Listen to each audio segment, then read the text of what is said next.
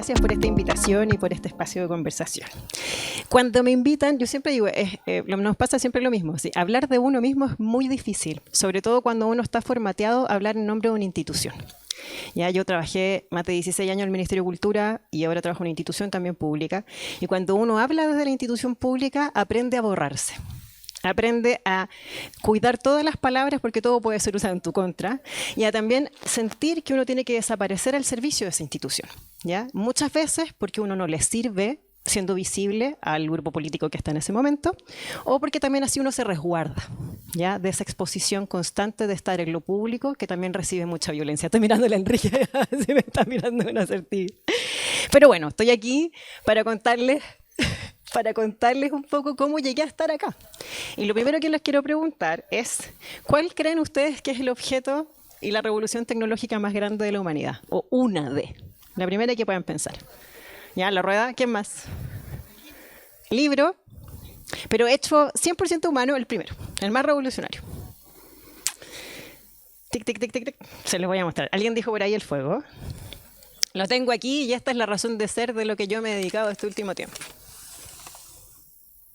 La alfarería, la cerámica. ¿Ya? Piensen lo que hay que hacer para que esto les permite hacer un contenedor impermeable. Para que como cuando jugábamos cuando éramos niños, como las tortitas de tierra, que juntábamos tierra y hacíamos estas tortitas, en esa experimentación de ensayo y horror humano, lográramos llegar a esto con una cantidad de fuego sobre los 900 grados. Estoy diciendo que hay piezas alfareras sobre los 10.000 años antes de Cristo. ¿Ya? Esta es una de las grandes revoluciones tecnológicas. Esto es lo que nos permite estar aquí, tener edificios. También esas mismas técnicas que después fueron utilizar ropas, técnicas ancestrales de hilado, es lo que nos hace tener vestuario. Es decir, todo donde estamos en este momento es el resultado de un proceso alquímico del ser humano de investigar a través del ensayo y error su entorno y su medio ambiente. Pero, ¿cómo llegué aquí? Les voy a contar. Tal como decía José, yo también me crié como una mamá artista. Y al parecer, eso nos determina. Se mete como un lenguaje impreso en la piel. Nací como un meteorito. ¿Ya? Mi mamá dice que fue una explosión. ¿Ya? En junio de los años 80, y esa explosión me produjo un daño en la cabeza enorme. Tenía una cabeza enorme, por esa lesión fue como que me pegaran un cabezazo en el suelo. Me estrellé en el mundo, digamos, cuando llegué. Y eso hizo que en los años 80 yo tuve que hacer un parche en el ojo bueno, para que mi ojo malo funcionara. No sé si se acuerdan, parche horroroso. Porque ahora son lindos, le he puesto un horrible. Cabra chica con un parche que lloraba, se le maceraba el ojo, un horror. Pero esa fue mi primera llegada al mundo. Po. No hay muchas fotos mías cuando chica, decían que era porque era adoptada, pero claramente creo que era porque era demasiado feo el chichón para ponerme un sombrero, para disimularlo, entonces efectivamente era la forma de hacerlo.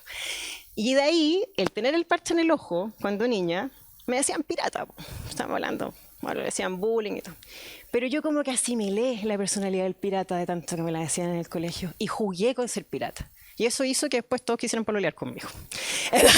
Sí, era la pirata. Además que tenía una especie de mezcla entre muñequita y pirata. Me llamo Bárbara, ¿no? Lo dijeron. Y me llamo Bárbara Thalía.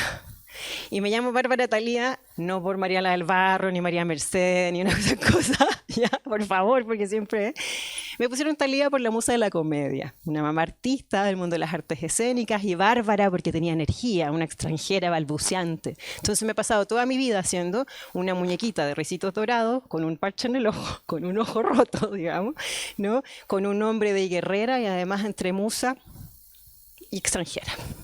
Y así llegué al mundo de las artes. Mi mamá, cuando teníamos yo creo como unos 5 o 6 años, transformó la casa en los años 80 en un teatro. Ahí está mi hermana también, así que también le tocó vivirlo. Nos fuimos a vivir al segundo piso. ¿Ya? Y ahí estábamos nosotros, me sabía todos los guiones, era tramoya, íbamos para atrás al escenario, no sabíamos todas las obras, me sabía cuando se equivocaban, sabíamos las pruebas de luces, es decir, estábamos súper metidos en el mundo escénico, es decir, nuestro primer lenguaje era el escénico. Romper con ese lenguaje y querer ser otra cosa era muy difícil, pero también éramos muy conscientes de lo que significaba ser artista en esa época, ¿ya? De lo que significaba generar espacios para el arte. Y yo siempre encontraba a los artistas medios locos, ¿no? Así como que encontraba que era muy desordenada la cuestión, ¿ya? Yo era un poco más esquemática, me gustaba más el orden. Y en esa búsqueda siempre quise estudiar medicina. ¿Ya? Entonces, de chica tenía una cosa con curar. Andaba con una libretita, con una cosa con parche curita y desinfectante, y le anotaba cómo le iba sanando la herida a toda la gente. Entonces, aquí sané un dedo cortado. ¿Ya?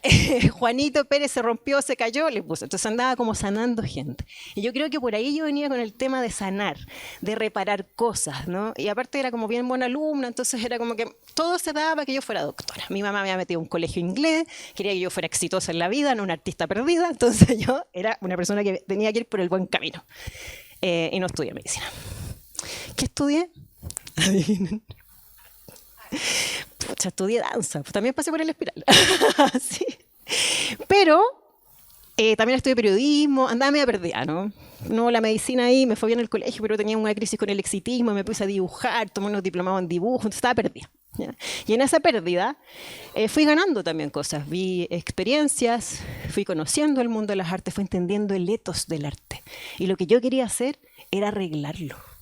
Era que fuera menos loco, era que los artistas no se murieran de hambre, era que pudieran efectivamente vivir de lo que hacen. Y así, por una casualidad, me fui a Valdivia, estamos con las 4 hermanas, nos andábamos persiguiéndonos con el José. Me fui a Valdivia, fui a hacer una beca en Valdivia, estudié antropología finalmente. Era una antropóloga bien loca porque hacía performing, ¿no? Entonces hacía performance del cuerpo y me gustaba la danza, pero entonces era muy loca para ser antropóloga, no me gustaban los temas muy serios. Y estudié periodismo, pero era muy antropóloga para ser periodista, entonces como que siempre andaba medio perdida, ¿ya? Y mi espalda se reveló. Me lesioné en la columna, 2 vértebras, no sé qué, no podéis bailar más. Ya, okay, hay que ponerse serio en la vida. ¿Ya? Bailé flamenco muchos años también y fui profe oriental, en fin. Siempre he salido por ahí había un punto de fuga con respecto al arte. Pero yo quería ordenar el arte. ¿Ya? Y en ese magíster que yo había tomado, que iba a trabajar en la universidad, iba a ser una persona seria, de bien, iba a publicar investigación científica, etcétera, no tuve tan buena onda con ese espacio, la verdad, y terminé teniendo un restaurante. ¿Ya? Para mí por azar, porque se cruzó en mi vida el poder tener un restaurante y ahí fui, yo llegué ayudando, había sido garzona toda mi vida cuando era joven, más joven, digamos, y en el garzonismo uno aprende mucho, porque uno es como testigo de la vida y uno se anda observando y le gusta la pega, terminaba haciendo cajera, hacía administración, me metía a la... O sea, siempre estaba buscando qué hacer. Y cuando estaba esta opción del restaurante, dije, yo trabajé toda mi vida en un restaurante, ok, entiendo cómo el teje-maneje de atrás, vamos por el restaurante. Por supuesto que quebramos a los 6 meses, estaba pobre como una rata, tenía que encontrar pega, era un proyecto demasiado elevado para ese tiempo. Oye. Era como un espacio de galería de arte, librería, y todavía no salíamos de la carne con papa en Valdivia todavía, no había llegado ni el sushi. ¿Cachai? Entonces, cuando pasa eso, yo digo, bueno, tengo que encontrar pega, pues. Urgente. ¿Ya? No tenía plata, estaba terminando la beca, estaba endeudada, y aparece un concurso público, de verdad que fue un concurso público, del Ministerio de Cultura para animación cultural. La animación cultural no es ponerse el micrófono y animar la kermés, por si acaso. ¿Ya? Es un poquito más, viene desde la pedagogía del oprimido, entonces era transformar efectivamente los espacios públicos o los espacios barriales en un espacio de intervención cultural y de prodigiosidad cultural. ¿Ya? Entonces yo decía, quizás aquí está mi idea de sanar, de reparar, pero vamos a ver, y postulo esta pega. Antropóloga, magíster en comunicación, y quedo como artista. Era dupla ciencia social artista, y a mí me dejan como artista, yo nunca entendí por qué, y tenía un periodista que trabajaba conmigo en Barrios. Y ahí quedo en la pega por concurso público, por entrar, y es mi primera pega en el Ministerio de Cultura. Debo haber tenido 24 o 25 años. Trabajé en Valdivia y fui poquito a poquito, como sabía mucho del mundo escénico, como conocía mucho el mundo de la cultura, y iba asumiendo cada vez más responsabilidades, porque en el ministerio siempre se necesitan manos, siempre somos pocos.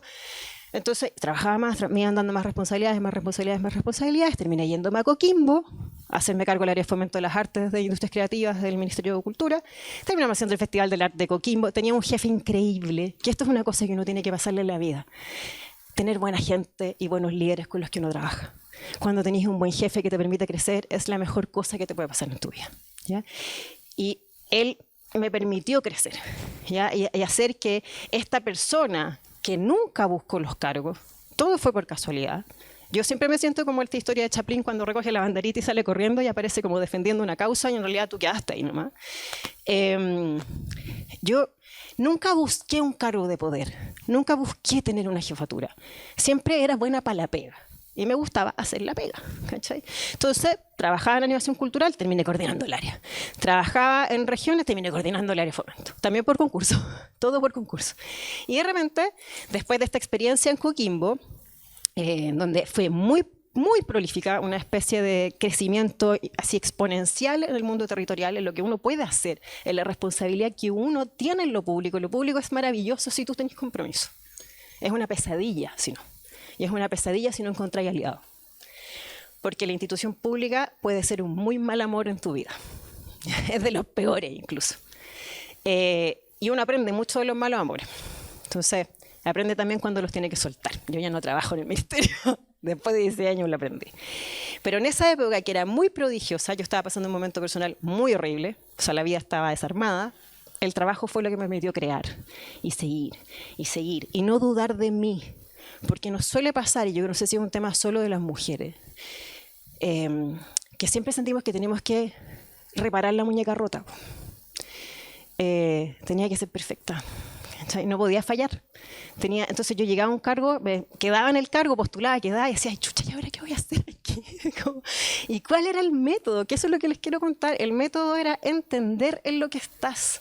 Para mí ahí, como yo siempre había tratado de anclar lo que hacían los artistas cuando bailé, de escribir los textos creativos, de hacer la bajada. Esa hacer la bajada es tan importante porque cuando alguien tiene un nombre, cuando alguien te nombra, ya nosotros hablábamos de creación artística y de creación artística pasamos a hablar de fomento de las artes. Yo decía, pero ese cambio de nombre tiene mucho, es un cambio revolucionario en esta cuestión. Es como la vasijita, ¿no? Pasar de creación a fomento es muy revolucionario. Significa que tienes una lectura económica con respecto a la creación. Y es un cambio que la institución se tiene que hacer cargo.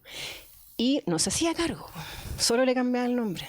Entonces, ¿qué hice? Inventé los seminarios de economía creativa y territorio y empezamos a meter para analizar ese concepto. Tu primera clave es entender de lo que estás hablando. En tu vida contigo y en tu vida en la pega. Si tú no sabís de qué estás hablando, no podéis trabajar. ¿Cuál es la historia para que llegara a ser así? ¿Por qué pasamos de creación a fomento de las artes?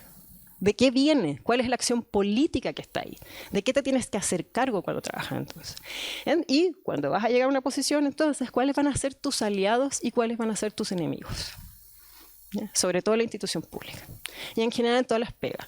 Preguntar, saber cuáles van a ser, entender dónde estáis. Ese fue el método de sobrevivencia. Y principalmente, y esto ya llego como por qué llegar a la vasija, es entender que tienes que creer en la visión que tienes con respecto a algo. Después de que preguntáis, que entendís tu lugar, que entendís el concepto y todo, tienes que creer a dónde querés llegar. Y a ese lugar que quieres llegar, no llegas solo. Si llegáis solo, me van a perdonar, eres un narciso y un egoísta que no entiende cuál es el rol público. Porque el rol público significa que tú llegáis arriba, pero llegáis con todo. ¿Ya? Y eso es una mala comprensión de la lógica de la política. Si el éxito es para todos, el éxito está arriba. Y me pasó que terminé siendo la coordinadora nacional del área de artesanía, y cuando me dicen, yo había trabajado en arte escénica, en música, no sé qué, y me dicen, te vayas a artesanía. Y yo, ¿qué voy a hacer ahí? ¿Por qué yo? Y pregunté, ¿pero por qué yo? Y me quedé mirando y me dice, pero Bárbara, si eres antropóloga. Ay, o sea, y yo dije, ay, verdad, no soy productora artística ni bailarina. Es cierto, yo estudié esto. Y los antropólogos estudiamos la cultura material y estudiamos los seres humanos a través de la cultura material, los arqueólogos principalmente. Y la reivindicación del objeto me pareció súper desafiante. Y entender que esta ollita era la revolución de la humanidad y que el objeto humilde del arte y de las bajas artes, y no de estas grandes artes, si era reivindicado, reivindicaba también lo popular, reivindicaba el silencio de la voz del pueblo, reivindicaba el oficio, ¿no? Y a través de sacar la artesanía del suelo y llevarla a un espacio artístico, es decir, levantarla a su capacidad alegórica, a que tenga voz, le permite tener voz a los que no tienen otro espacio. Les permite sentir que tienen el privilegio a través de su obra, es decir, de su artefacto, ¿no? Lo hecho con arte, de poder decir más que solamente lo utilitario y romper patrones absolutamente colonialistas de comprensión con respecto al arte, de que sacan, que rompen el arte popular, el arte íntimo, hacia un arte de mejor nivel. Y por eso estuve carreteando con el José hace como 5 años, no, porque estuvimos en la Bienal de París.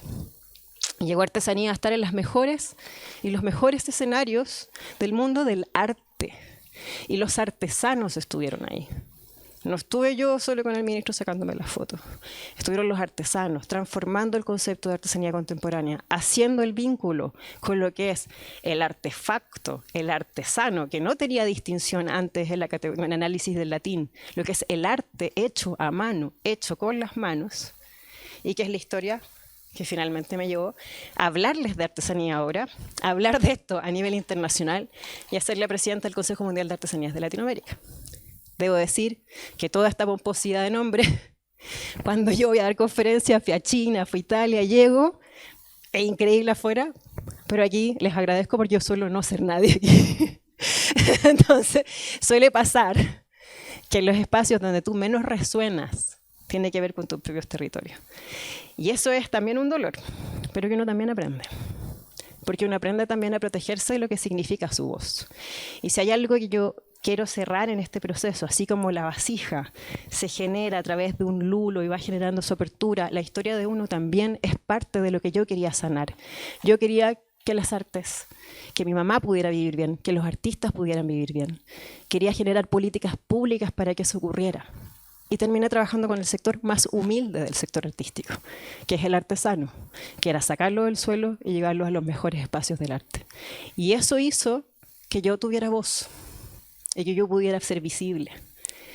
Y si yo me olvido de todos los rostros que tengo detrás, de todas las familias que tengo detrás, me voy a transformar en ese personaje que llega solo arriba. Por eso les agradezco tener este espacio para compartirlo. Muchas gracias.